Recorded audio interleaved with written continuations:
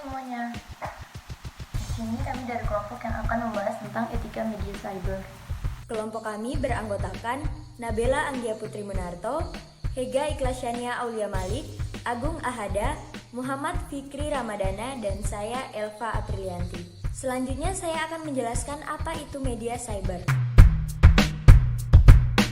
Media cyber adalah segala bentuk media yang menggunakan wahana internet dan melaksanakan kegiatan jurnalistik serta memenuhi persyaratan Undang-Undang Pers dan standar perusahaan pers yang ditetapkan oleh Dewan Pers.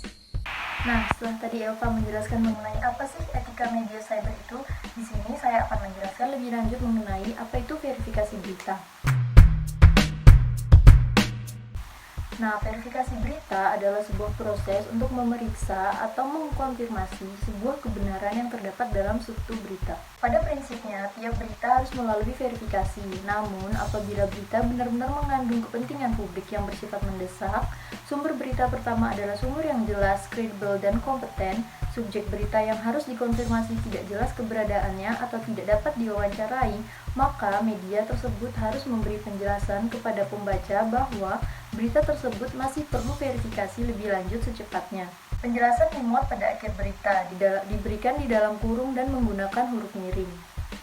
Nah, setelah itu media wajib meneruskan upaya verifikasi, dan bila verifikasi telah didapatkan, hasil dari verifikasi itu harus dicantumkan dalam berita pemutakhiran dengan tautan berita yang belum terverifikasi. Nah, itu adalah penjelasan dari Bella mengenai verifikasi berita. Nah, di sini saya akan menjelaskan tentang apa itu user generated content. User generated content adalah konten-konten yang diciptakan oleh kontributor yang tidak berbayar, yang dilakukan oleh audiens dari brand tersebut. User generated content atau UGC bisa berbentuk banyak hal seperti gambar, video, artikel, hingga diskusi. UGC bisa memberikan ruang pada audiens untuk membagikan hal yang mereka sukai tentang produk tersebut. UGC juga memberikan kesempatan mereka tampil dan dilihat oleh pengguna lain. UGC adalah marketing yang bersifat volunteer, sehingga sifat dari konten ini pun gratis dan punya efek yang baik bagi brand konten. Mereka juga otentik dan kredibel. Contoh brand di Indonesia dengan strategi UGC adalah Kaskus dan juga Hipway. Hai, di sini saya akan menjelaskan tentang sengketa dalam media cyber.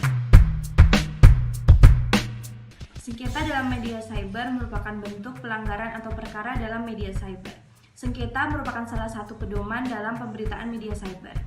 Penilaian akhir atas sengketa mengenai pelaksanaan pedoman pemberitaan media cyber ini diselesaikan oleh Dewan Pers.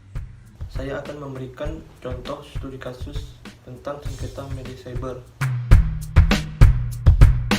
Seperti yang terjadi pada media cyber beritajatim.com antara news.com dan surabayapost.co.id yang dilaporkan oleh salah satu pihak manajemen sebuah hotel. Atas pemberitaan yang dilakukan 3 media tersebut dianggap tidak profesional karena pencemaran nama baik. Kasus tersebut diselesaikan sesuai nota kesepakatan antara Dewan Pers, polisi, jaksa, dan surat edaran dari Mahkamah Agung yang menegaskan penyelesaian kasus sengketa pemberitaan diatur dengan mekanisme Undang-Undang Pers.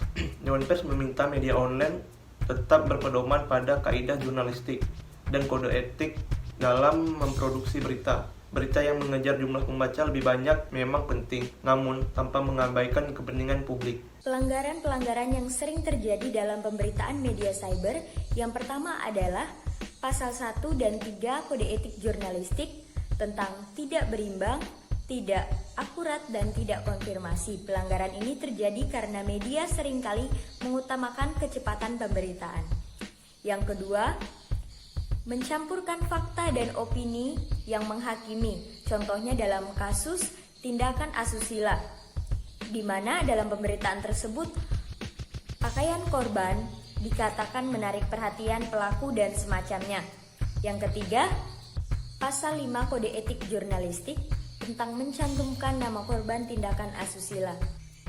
Beberapa jurnalis kadang mencantumkan nama jelas korban tindakan asusila dalam pemberitaan mereka.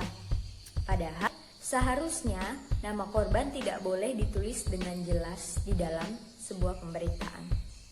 Itulah penjelasan kami untuk etika media cyber.